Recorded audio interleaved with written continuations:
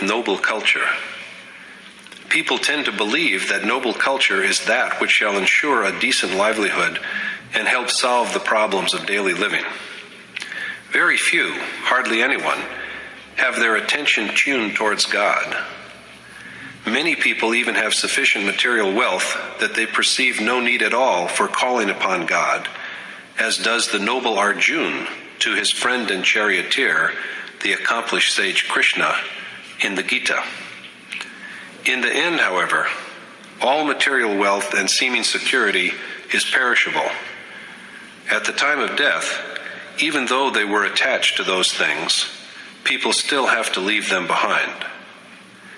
Given this undisputed reality, the only path open to any of us is to understand during our lifetime, while we are still in our body, the ways to move towards the Supreme Being.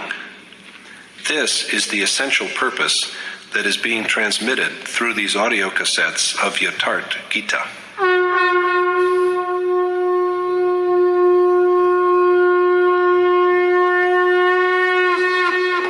Om Shri Paramatmane Namaha.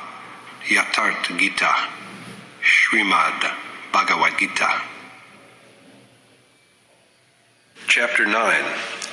Stirring to Spiritual Enlightenment. Until Chapter 6, Krishna made a systematic investigation of yoga. Its precise meaning, as we have seen, is the conduct of yagya. Yagya represents that special form of worship which provides access to God, and in which the whole animate and inanimate world is offered as a sacrifice. The immortal essence is known with restraint of mind and ultimate dissolution of the restrained mind itself. The one who partakes of what is generated by yagya at its completion is a truly enlightened man, a realized sage and accomplished teacher, who is united with the eternal God, the Supreme Universal Spirit. This union, joining together of the individual and the cosmic soul, is named yoga. The conduct of yagya is called action. Krishna then went on to say in Chapter 7 that the doers of this action know him along with the all-pervasive God, perfect action, Adityam and Adidaiv, as well as Adibhut and Adiyagya. He further added in Chapter 8 that this is salvation, which is the supreme goal. In the present chapter, he raises the question of the greatness of the soul who is endowed with yoga. Pervading all, he is nonetheless uninvolved. Although he acts, he is yet a non-doer. Besides illumining the nature and influence of this accomplished soul, the chapter also contains a warning against such hindrances as other gods in the way of the practice of yoga.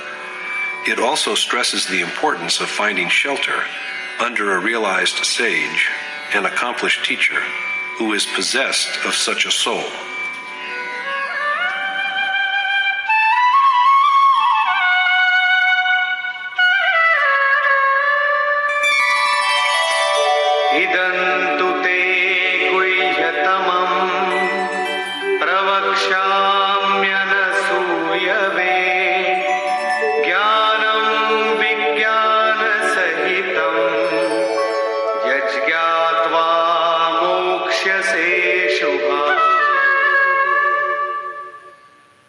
The Lord said, I shall instruct you well with analogy in this mysterious knowledge, O sinless one, Arjuna, after knowing which you will be liberated from this sorrowful world. By offering to impart this knowledge with Vigyan, Krishna means that he will illustrate it with the achievements of a great soul of attainment, how he functions simultaneously at all places, how he enlightens, and how as a charioteer he always stands beside the self. Knowing this, Arjuna will be emancipated from this world of misery where happiness is impermanent.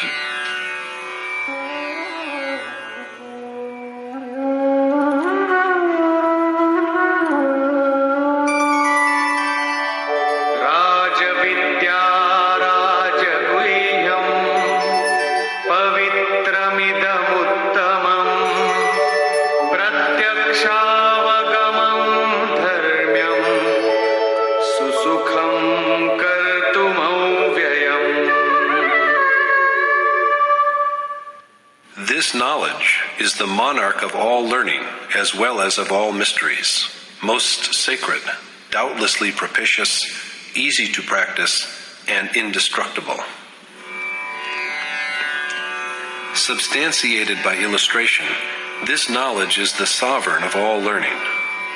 But the word learning here does not mean mastering a language or scholarship in its usual sense. True learning is that which enables the man who has acquired it to go along God's way until he has won salvation. If he gets entangled in the vanity of his achievements or in the material world while he is on the way, it is evident that his learning has failed. His learning then is not knowledge, but a veil of ignorance. It is only regal learning, Rajvidya, or spiritual enlightenment, which is profitable beyond any doubt. It is the king of all secret teaching, because one can approach it only after the practice of yoga is brought to perfection by the unraveling of the knots of both knowledge and ignorance. Holiest of the holy, and blessed with excellence, it is also manifestly fruitful. The profit from it is so transparent. No sooner does a man have it than he is rewarded. It is not the blind faith that we will be rewarded in the next life if we are virtuous in this life. Krishna has told Arjuna in chapter 2 that the seed of yoga never perishes. Practicing it in even a small measure provides liberation from the great fear of repeated birth and death. In chapter 6, Arjuna requested the Lord to tell him the lot of the feeble worshipper who strays from yoga and is therefore deprived of the perception which is its final achievement. Krishna then said that the primary need is to know the way of this action, or yoga, after which, if a man just takes a couple of steps on it, the merit earned by them is never destroyed. He carries this sanskar along with him to the next life, and by virtue of it performs the same action with every birth. Thus, practicing yoga over many lives, he at last arrives at the state of salvation, the supreme goal. The same point is made again in the present chapter, when Krishna says that although the practice of yoga is easy and indestructible, faith is its indispensable requirement.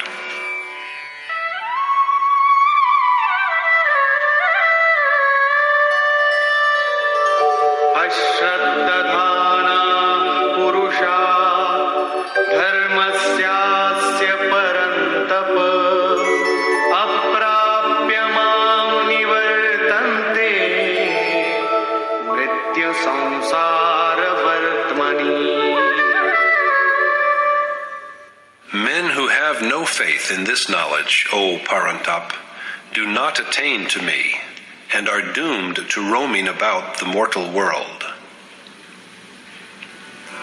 Even the smallest bit of practice of this Dharma is never destroyed, but the man whose mind is not fully centered on the object of his worship undergoes repeated birth and death instead of attaining to Krishna. Now the Yogeshwar speaks about God's omnipresence. Maya tatamidam sarvam jagadam vyaktamurtina matsthani sarvabhutani nachaham teshvavasthitah. The whole world is pervaded by me, the unmanifest Supreme Being, and all beings dwell within my will, but I am not in them. The unmanifest form in which Krishna exists spreads through every atom of the universe, and all beings have their life within him.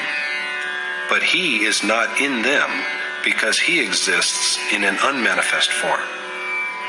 Since accomplished sages are one with the unmanifest God, they discard their bodies and act in the same divine state.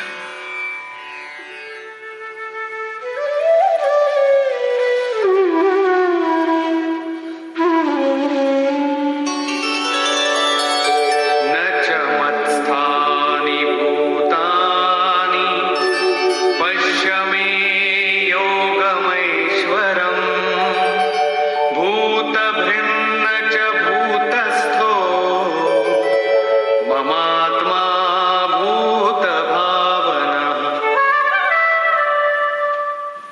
even all beings are not within me, and such is the power of my Yog Maya that my spirit, the creator and preserver of all beings, is not within them. Even all beings are not within Krishna, because they are mortal and dependent on nature. But such is the greatness of his yoga, that although he creates and sustains all beings, his spirit is not in them. I am in the form of the self, not within those beings. This is the achievement of yoga. Krishna cites an instance to elucidate the point.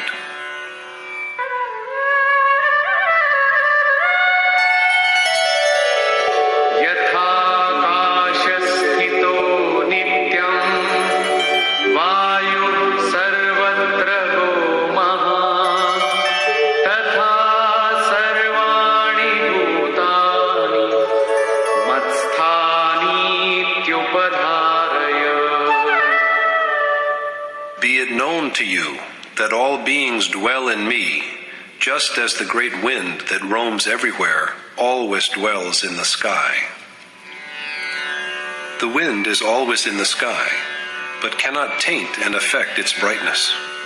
Similarly, all beings are within Krishna, but he is unblemished like the sky. The problem of the power of yoga is now resolved. So Krishna next takes up the question of what the yogi does.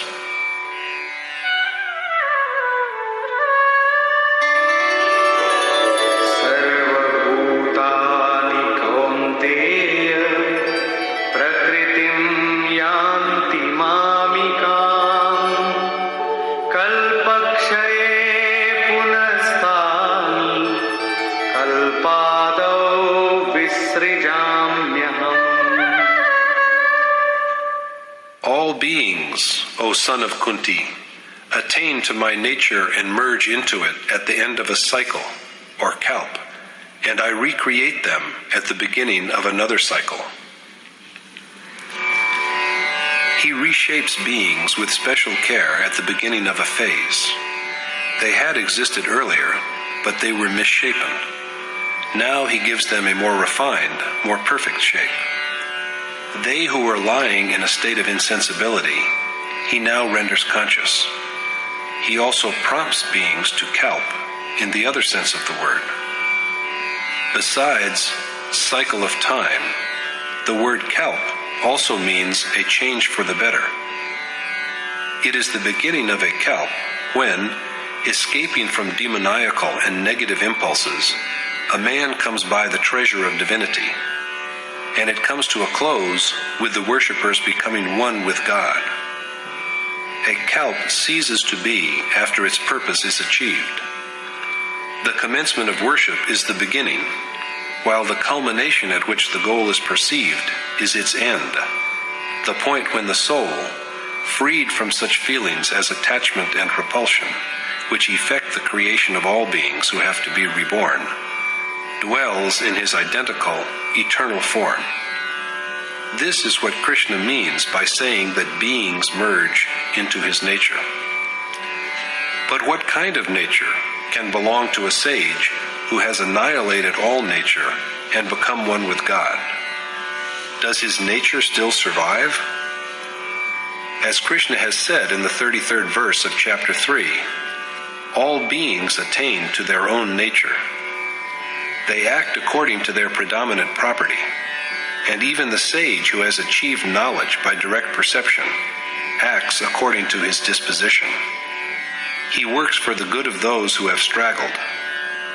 The conduct, the way of life of the sage who dwells in the ultimate essence is his nature. He conducts himself according to the state of his being. At the end of kalp, men attain to this conduct, this way of life, of realized sages, of accomplished teachers. Krishna then throws further light on the accomplishment of such great souls.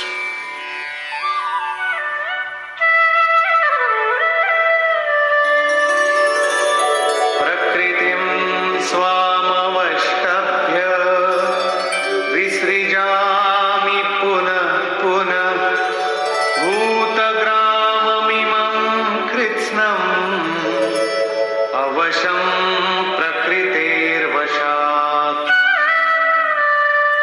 I repeatedly shape all these beings who are helplessly dependent on their innate properties according to their action. Accepting the way of life which is given to him, Krishna continuously and with special care fashions and refashions all beings who dwell in their own nature and are dominated by the three properties. He prompts them to advance towards the state of his own self. Does this mean, however, that he also is bound by action?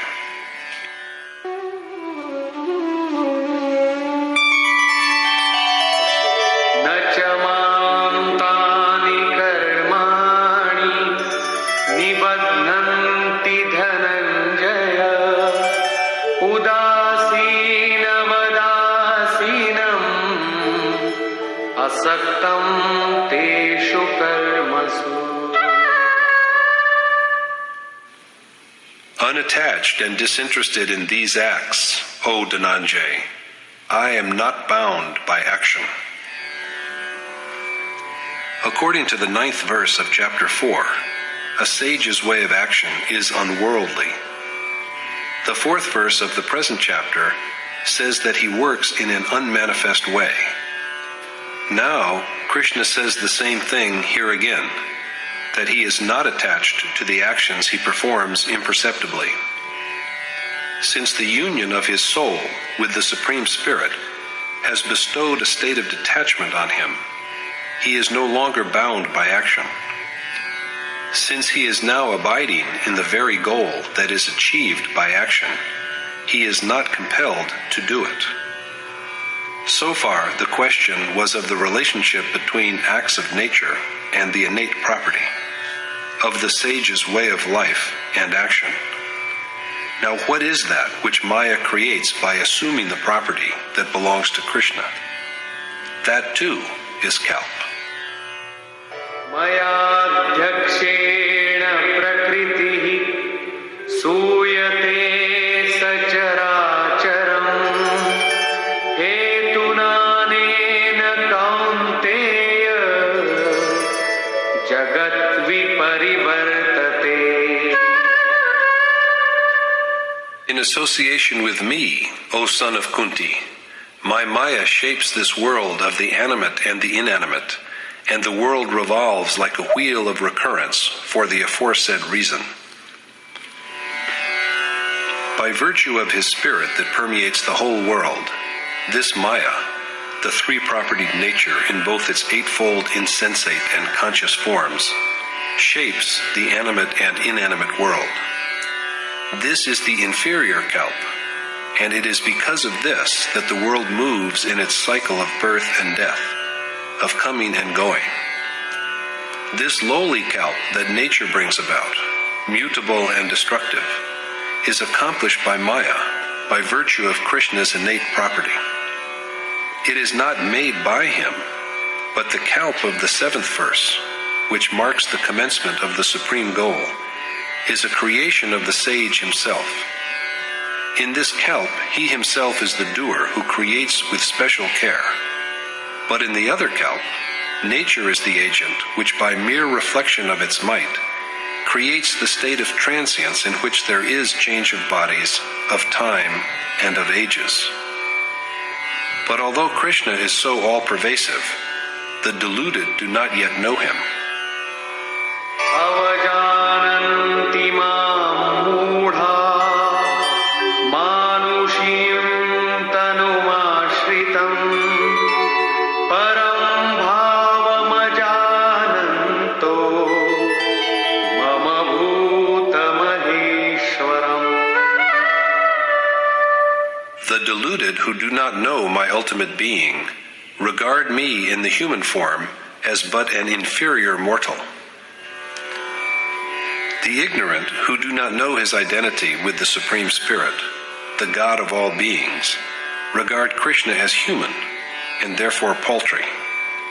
He dwells in the exalted state of that Supreme Spirit who is the God of all beings, but ignorant men do not know it because he is in mortal form. They address him as a man, and they are hardly to blame. When they look at Krishna, they see only the body of the great soul. How then are they to know that he dwells in the being of the great God?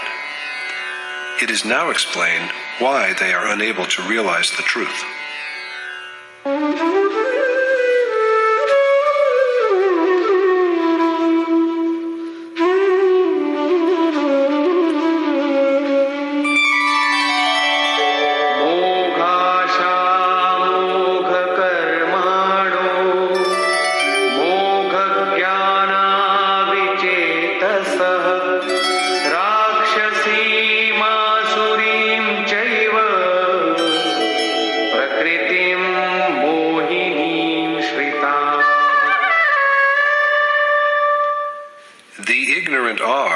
Like evil spirits, afflicted with the property of darkness, and so their hopes and actions and knowledge are all futile.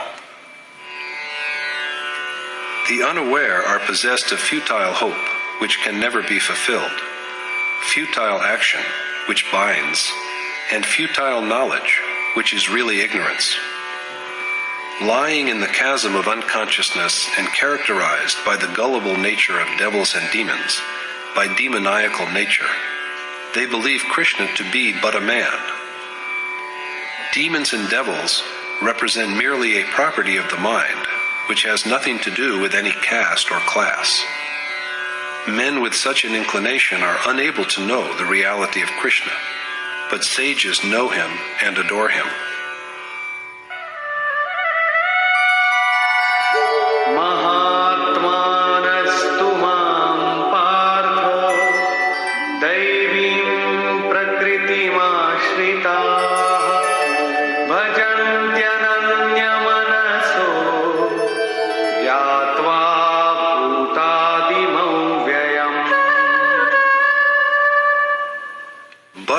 O Parth, they who have found shelter in divine nature and know me as the eternal, imperishable source of all beings, worship me with perfect devotion.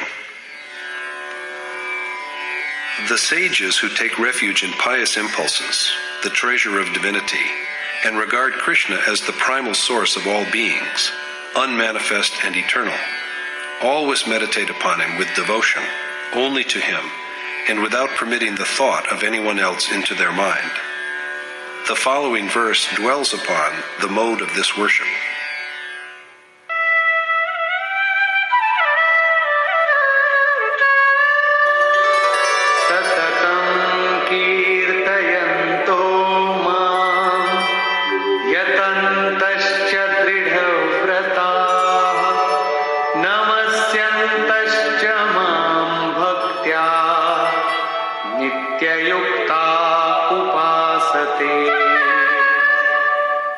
Always engaged in the recital of my name and virtues, ever active to realize me, and constantly offering obeisance to me, devotees with a firm determination worship me with undivided faith.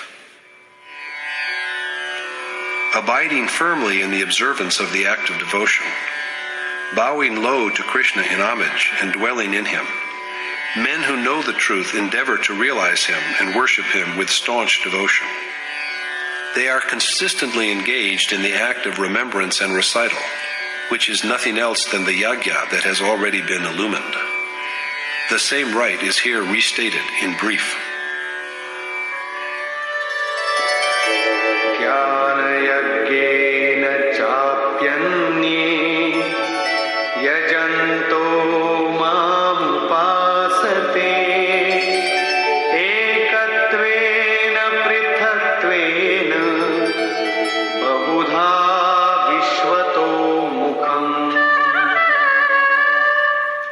While some worship me by Gyan Yagya as the all-encompassing Supreme Spirit, with the feeling that I am all, some worship me with a sense of identity, some with a sense of being separate from me, regarding me as master and themselves as servants, while yet others worship me in many a different fashion.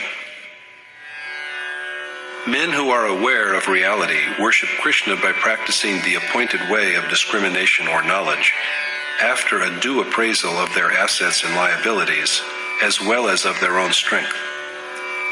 Some others worship him with a feeling of being identical with him, the feeling that they have to be one with him by dissociating themselves from everything that is other than him, and they devote themselves to him with the total dedication of the way of selfless action. Similarly, there are many other forms of worship. In fact, however, these are all only the higher and lower phases of the same spiritual observance that is called yajna.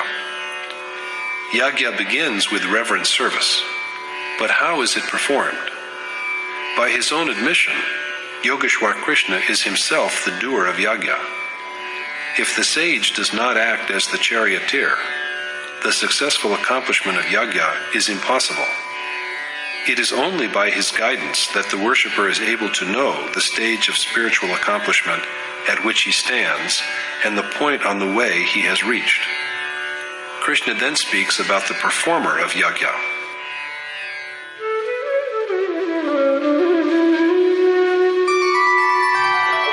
Aham kraturaham yajnah swadhahamaham aushadham mantrohamahame-vajjam aham agniraham hutam. I am the action that is undertaken, the yajna, the fulfillment of earlier resolutions, the healer, the sacred prayer, the oblation as well as the sacred fire, and I am also the sacrificial act of oblation. Krishna is the doer, the agent. In truth, the power behind the worshipper who always urges him on is that of the adored God. So the worshipper's accomplishment is only a gift from him. He is also the yajna, which is the appointed mode of worship.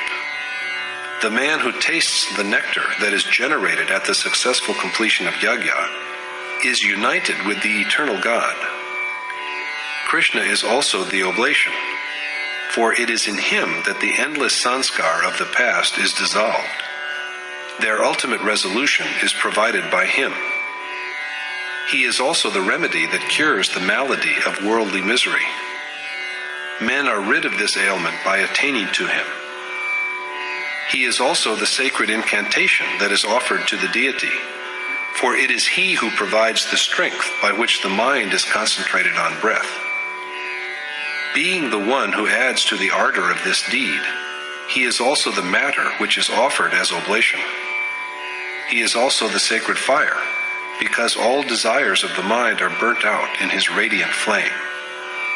And he is also the sacrificial act of yajna. Here Krishna repeatedly speaks in the first person. I am. I am. The implication of this is only that it is he who stands inseparably with the individual self as an inspiration and leads the observance of yajna to successful completion by constant appraisal. This is named Vigyan. The most revered Maharajaji would repeatedly tell us that the act of devotional adoration does not begin until the revered God appears as the charioteer to restrain each single breath. We may close our eyes, engage in the act of pious adoration, and mortify the senses by severe austerities, but unless the desired God comes down to the level at which we are and stands inseparably and watchful by the self, the essence of worship cannot be gained. This is why Maharajaji used to say, "If you but behold me, I shall give you everything." It is the same as Krishna saying that he is the doer of all.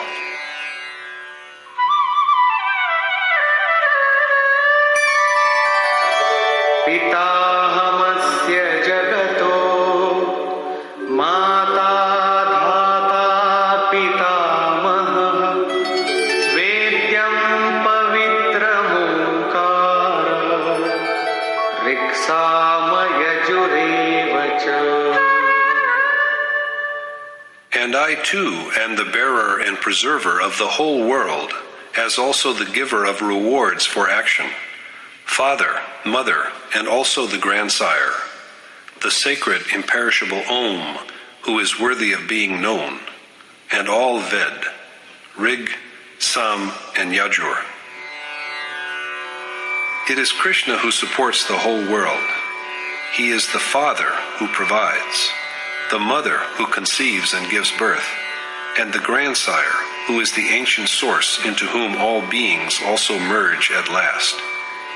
He is worthy of being known as also the sacred Om, which may also be interpreted as the self's resemblance to God. Aham plus Akara equal Omkara. That Om, God, is identical with him, and so his self is fit for knowing. He is also the agent of the three parts of the observance of yoga. Rig, adequate prayer. Sam, evenness of mind. And Yajur, the ordained yagya for union with the Supreme Spirit.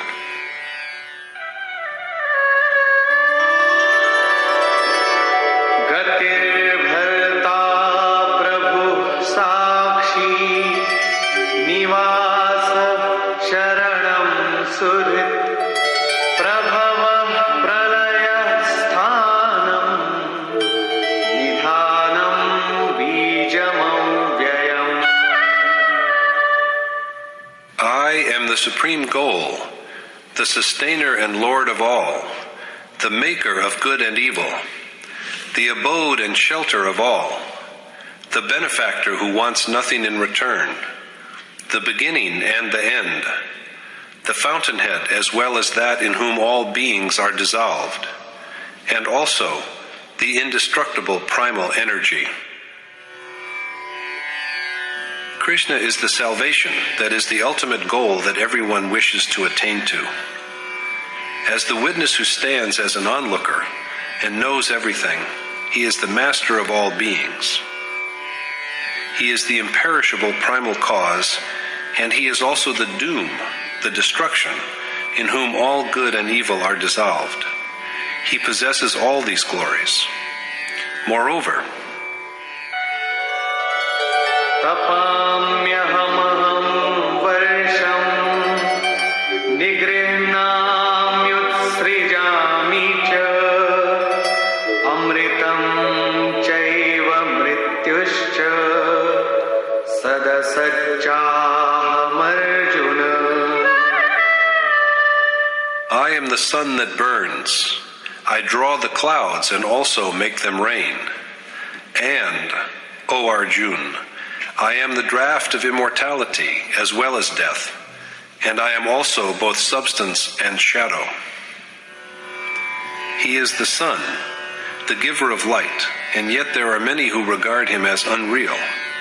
Such men are victims of mortality, and so Krishna is also the punishment that is meted out to them.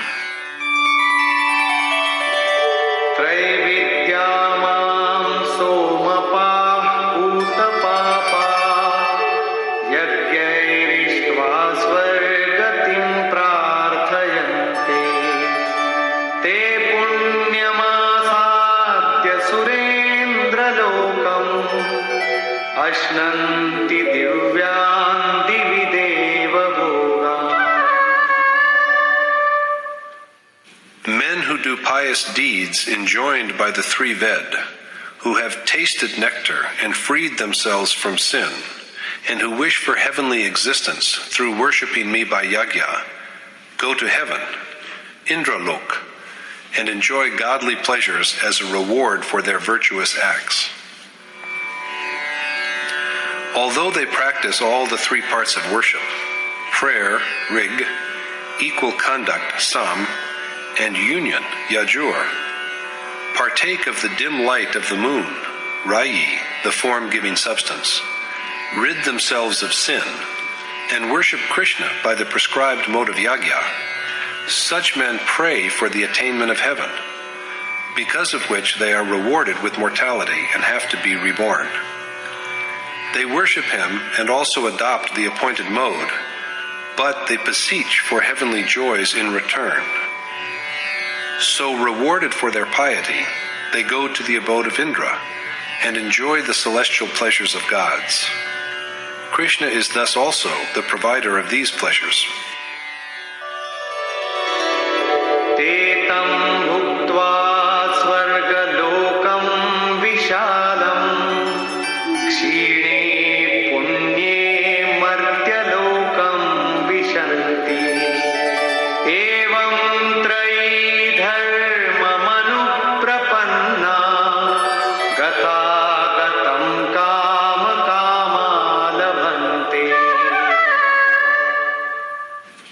gradual wearing out of the merits of their piety, they go back to the mortal world after enjoying the pleasures of great heaven.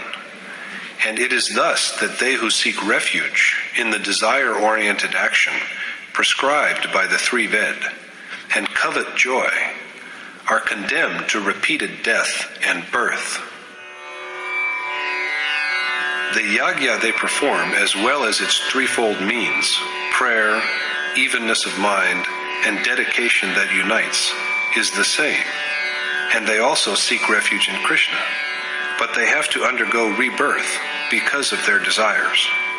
So it is of the utmost importance that desire is thoroughly subdued. But what is the lot of those who are liberated from all desire?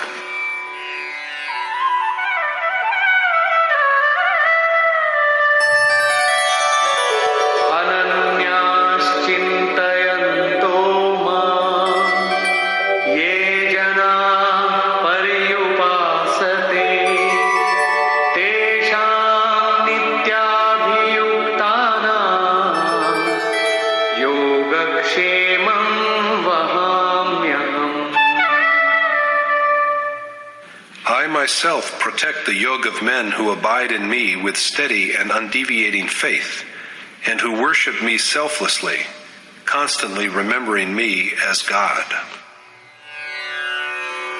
Krishna himself bears the burden of the ardent worshipper's progress along the path of yoga. He takes upon himself the responsibility for the protection of his yoga. Despite this, however, men are given to worshiping other gods.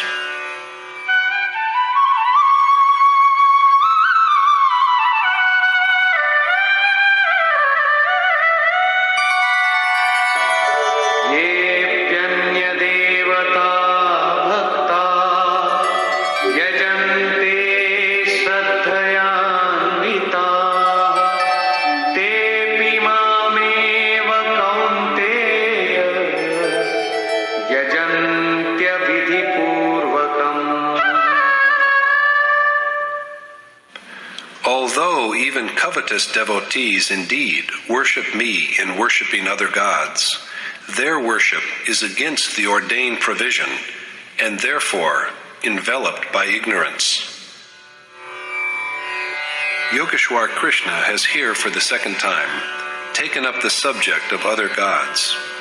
It was in verses 20 through 23 of chapter 7 that he first told Arjuna that deluded men whose wisdom is ravished by desires worship other gods, and that there truly exist no such entities. It is Krishna who steadies and strengthens the faith of such worshippers in whatever it is inclined to, whether a peepal tree, a piece of rock, some departed spirit, or a goddess. He is also the provider of their rewards. The fruits of devotion are doubtlessly achieved by these worshippers, but the rewards they obtain are momentary and ephemeral. They are here today, but they will be consumed tomorrow after they have been enjoyed. They wear out, whereas the rewards of the true worshippers of Krishna are never destroyed. So it is only the ignorant who have been robbed of their wisdom by desire that worship other gods. In verses 23 through 25 of the present chapter, Yogeshwar Krishna reiterates that they who adore other gods also really worship him, but their worship is improper because this form of devotion is not ordained. There is no power like God's, and to endeavor to realize them is therefore like striving for the unreal.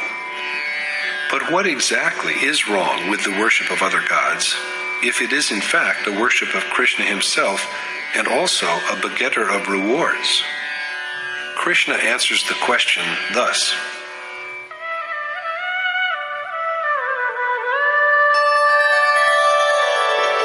Aham hi sarvayajnanam bhokta cha prabhureva cha na tu mam abhijananti tatvena tascha vanti te. They have to undergo rebirth because they are ignorant of the reality that I am the enjoyer as well as the master of all yajna. Krishna is the enjoyer of yajna, because whatever is offered as sacrifice is dissolved in him. He is the blessedness that results from yajna, and also the master of the sacred rite. But they who do not know this fall from grace. They are destroyed, sometimes caught in the trap of worship of other gods, and sometimes in the web of their own desires. Until they have perceived the essence, they are deprived even of the everlasting fulfillment of their desires. What ultimately becomes of them is disclosed in the following verse.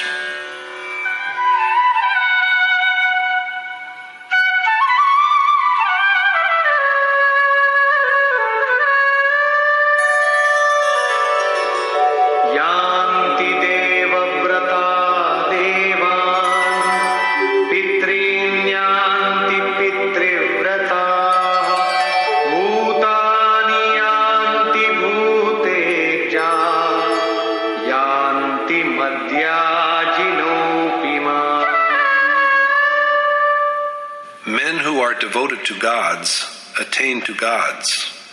Worshippers of ancestors attain to their ancestors. Worshippers of beings attain to the state of beings.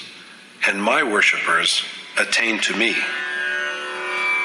Rather than really attaining to gods because they are non-existent, their worshippers just delude themselves with fancies. They who practice ancestor worship are trapped in the abyss of the past. Worshippers of beings end up in mortal bodies. But they who are single-mindedly dedicated to Krishna attain to him. Although yet in their mortal bodies, they truly become him.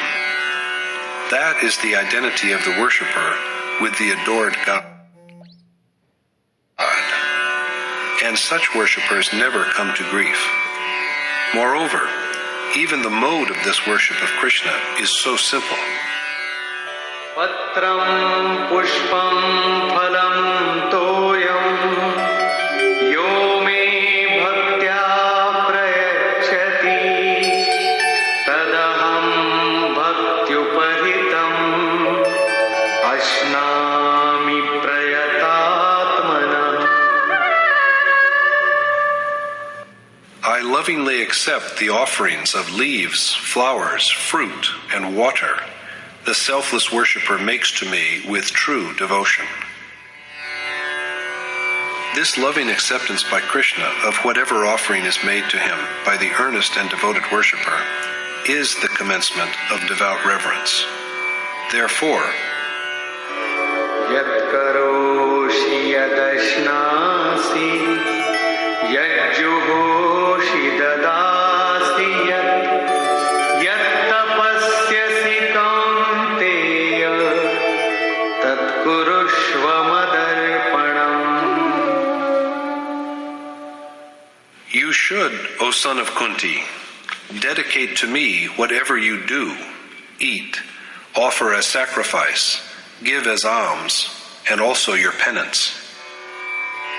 Krishna will bear the responsibility for guarding the sphere of Arjuna's yoga if he performs all his deeds, from the humble act of eating to the mortification of his mind and senses to shape them in accordance with the nature of his quest, with a sense of total resignation.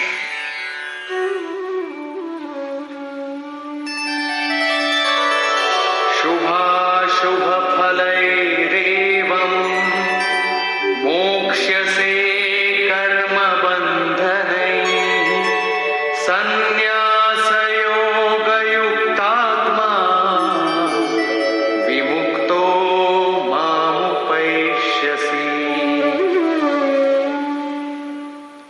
Possessed thus of the yoga of renunciation by the sacrifice of all your acts, you will be freed from good as well as evil fruits, which are the shackles of action, and attain to me. In the above 3 verses, Krishna has systematically dealt with the means of accomplishment and its outcome. The 3 suggested ways are: first, offering of humble gifts such as leaves and flowers, fruit, and water with total devotion. Secondly, performance of action with a sense of dedication. And lastly, complete renunciation in the spirit of self-surrender. By practicing them, Arjuna will be doubtlessly freed from the bonds of action, and by this liberation, he will attain to the sublime state of Krishna. The terms liberation and achievement, as employed here, complement each other. Krishna then speaks about the profit that will accrue from the worshipper's attainment of his state.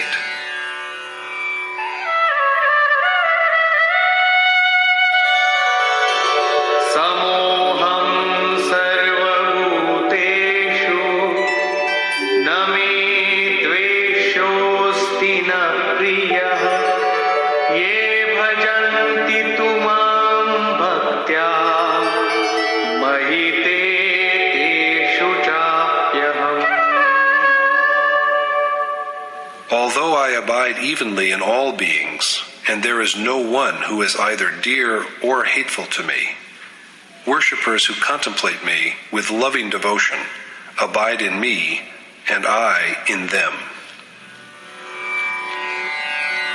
Krishna pervades all beings in an equal way, but he has a special relationship with his wholly dedicated worshippers, for they live in him and he in them.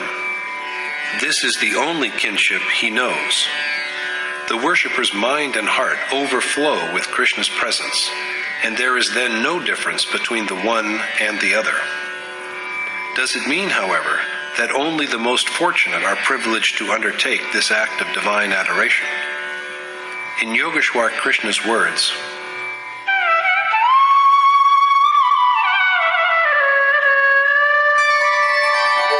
Api chet suduracharo bhajate mam ananyabhak sadhureva samantavyah samyak vyavasito hi sah. even if a man of the most depraved conduct worships me incessantly, he is worthy of being regarded as a saint, because he is a man of true resolve.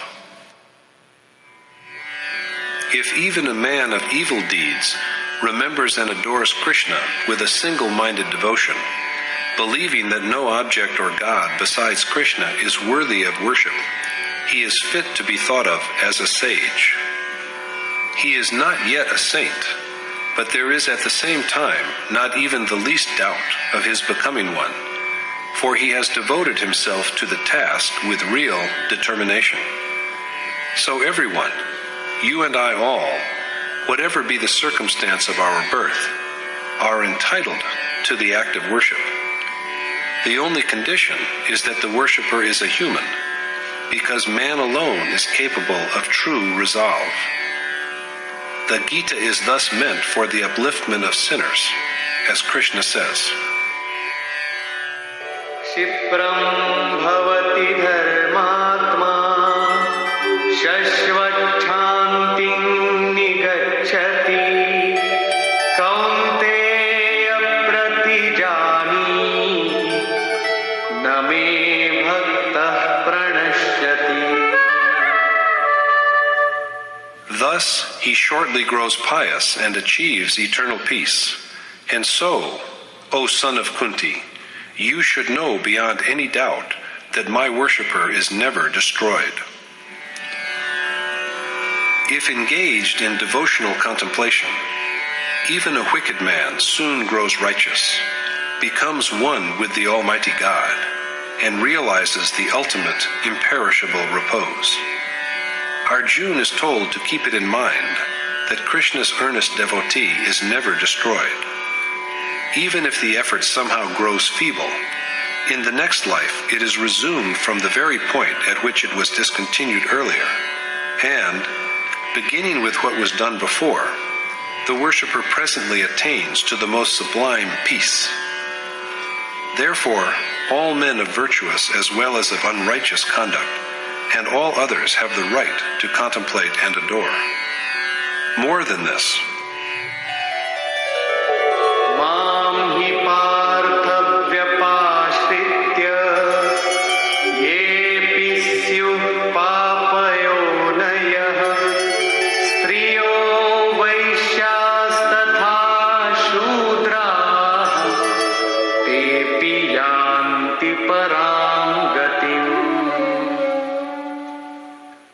since even women, Vaishya and Shudra, whose births are regarded as inferior, attain, O Part Arjun, to the supreme goal by taking refuge in me. What Krishna is saying here is that even women, Vaishya and Shudra, as well as those other beings whose births are regarded as inferior to human births, such as animals, birds, bees, and insects, attain to the supreme goal by taking refuge in him. Vaishya and Shudra stand for, as we have seen, only different stages of the path that leads to God. Women have been at times honored and at times denigrated, but they, as well as those at the Vaishya and Shudra stage, have an inherent and equal right to the performance of yoga. So the teaching of the Gita is for all of humanity, for all men and women, irrespective of their conduct and circumstance of birth or current stage of spiritual growth. It instructs all of us without any discrimination in what is propitious. The Gita thus embodies a universal message. Regarding inferior births and throwing light upon demoniacal nature, Krishna points out in verses 7 through 21 of chapter 16 that they who give up sacred precepts and only pray for namesake out of conceit are the most despicable among men. They who make vain prayers, which are but only nominally yagya, and do not revere the Supreme Being, are cruel and sinful.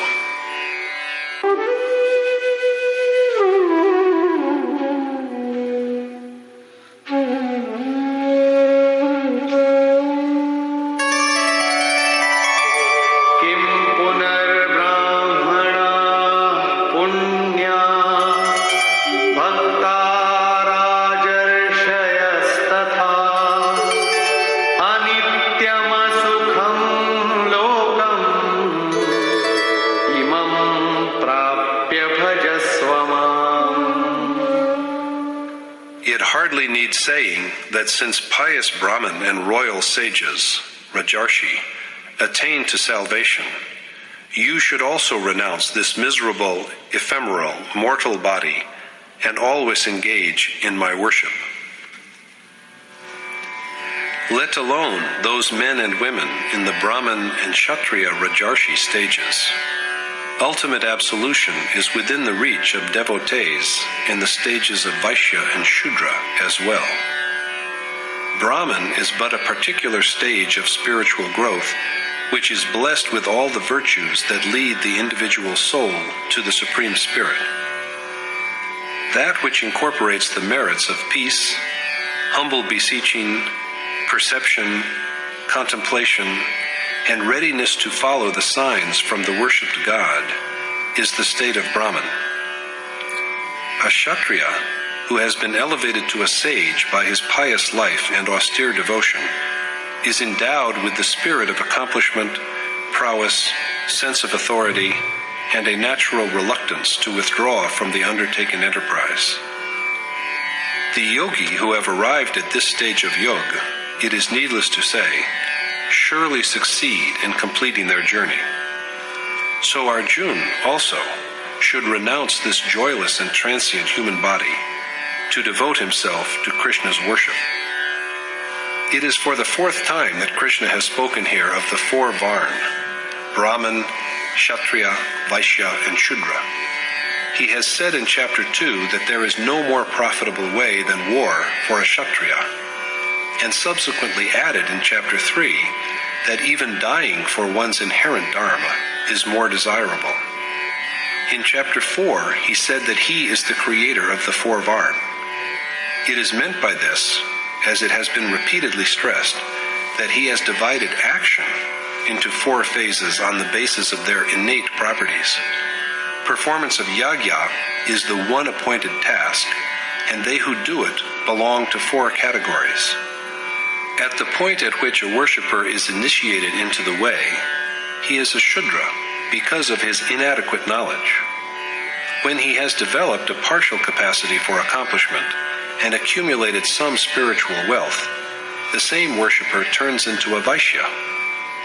ascending yet higher and acquiring the strength to carve his way through the three properties of nature, he becomes a worshipper of the Kshatriya class. And the same worshipper is elevated to the rank of a Brahmin when he is infused with the qualities that unite the soul with God. Kshatriya and Brahmin worshippers are nearer to attainment than the Vaishya and Shudra. Since even the latter are assured of the final bliss, there is hardly any need to speak anything of the lot of worshippers who have achieved already a higher status. Also, the Upanishad, of which the Gita is an abstract, abounds in allusions to women who were endowed with the sublime knowledge of God. Even all the strenuous but futile attempts to codify the rites and prohibitions derived from the spiritually timid and conventional study of the part of Ved known as the work cannot make us ignore the unambiguous assertion by Krishna that women, as well as men, can participate in the ordained action of performing the worship that is named yajna. So it is but proper that his last words to Arjuna in the chapter are words of encouragement for carrying out the deed of worship with firm devotion.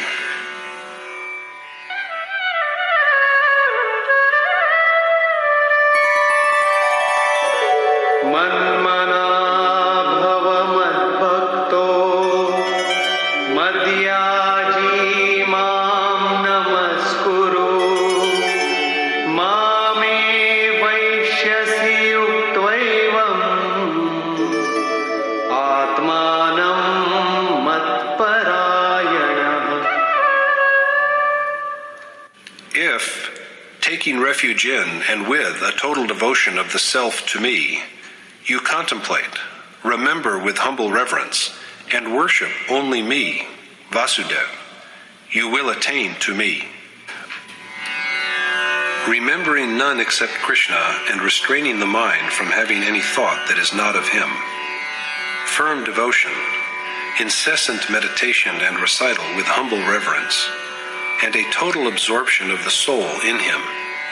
These are the prerequisites for Arjuna as well as any other worshipper, realizing the immutable, eternal Supreme Spirit within him. Conclusion. Addressing Arjuna as a sinless devotee, Krishna has told him at the beginning of the chapter that he would elaborate and demonstrate to him the mysterious knowledge of God, blessed with which he would break with this world of misery, and after knowing which there will remain nothing else for him to know. With this knowledge, he will be liberated from the bonds of the world. So this knowledge is the king of all learning. Real knowledge is that which provides access to the Supreme Spirit and is surely propitious. It is also what is known as secret teaching, because it reveals the inscrutable magnificence of God. It is transparently fruitful, easy to practice, and imperishable. If we succeed in practicing even a little of it, it brings freedom from the great fear of recurrent birth and death. Practiced in even a small measure, the merit earned from it is never destroyed, and by virtue of it, the doer succeeds in finally arriving at the supreme goal. But there is a condition to this attainment. Rather than achieve the final bliss, the man who is devoid of faith gropes about in the vicious maze of worldly life.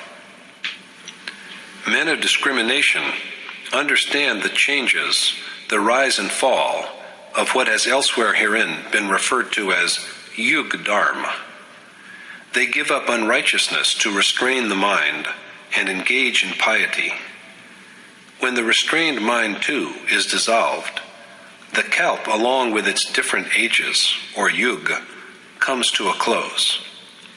After bringing about the union with perfection, the kalp also ceases. This is the doom, as it is called, in which nature is dissolved in the soul. After this, the sage's way of life is his innate quality, his nature. Yogeshwar Krishna has then told Arjuna that ignorant men do not know him, They regard even him, the God of gods, as of no importance and as a mere mortal. This ironic situation of being ignored by contemporaries has faced every great sage. They have even been castigated, and Krishna was no exception to this. Although he dwells in the Supreme Being, he has a human body, because of which the ignorant contemptuously address him as a trivial mortal. The hopes and actions and knowledge of such men are all futile. They are the ones who erroneously believe that they are doers of selfless action just by saying that they are so, irrespective of whatever they do. These men of demoniacal inclination are unable to recognize the reality of Krishna. But they who have acquired the treasure of divinity know and worship him. They always think of and remember his excellence. There are two ways of intense devotion, of the one true action. The first is the yagya of knowledge, the way on which the worshipper treads, relying upon his own strength and after a careful review of his capacity. The other way is that on which the worshipper views the relationship between God and himself as akin to that between master and servant, and in which the prescribed action is entered upon with a sense of surrender to the accomplished teacher. These are the 2 points of view with which people worship Krishna. But the yagya they accomplish, the sacrifices they make, the performer and the faith, the remedy that cures the malady of worldly existence, are all Krishna himself. He is also the supreme goal that the worshipper aims at achieving at last. This yagya is performed by means of prayer, rituals, and procedures to bring about equanimity. There are worshippers, however, who adopt these means but desire heaven in return, and that is what Krishna bestows upon them. By the dint of their pious acts, they dwell in the celestial world of Indra and enjoy it for long. But when the earned merit is gradually worn out, they have to come back to the mortal world and undergo rebirth. Their action was right, and yet they are condemned to recurrent birth because of their desire. So total liberation from desire is a primary necessity. The yoga of those who remember and contemplate Krishna with perfect concentration, with the feeling that there is nothing else to desire except him, and in whose act of worship there is not even the least flaw, is protected by Krishna himself.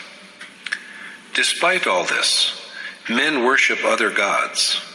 In fact, in worshiping even other gods, they worship Krishna himself, but this mode of worship is not ordained.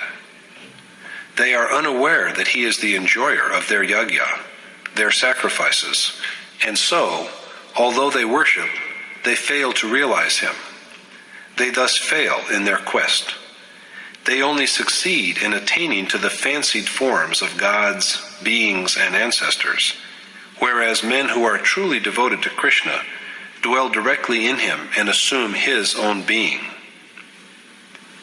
Krishna has represented the act of yagya as easy to practice. Whatever his worshippers offer him, he accepts.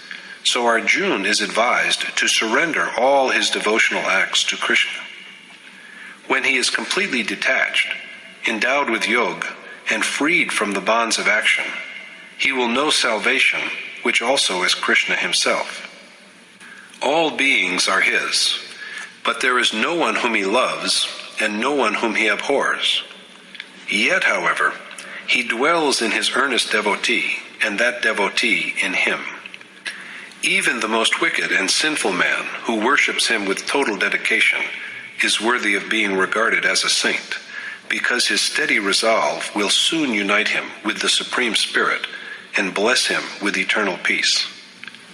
A true devotee of Krishna is never destroyed. Whether a Shudra, a depraved man, an aborigine looked down upon by conventional culture, or one with whatever name he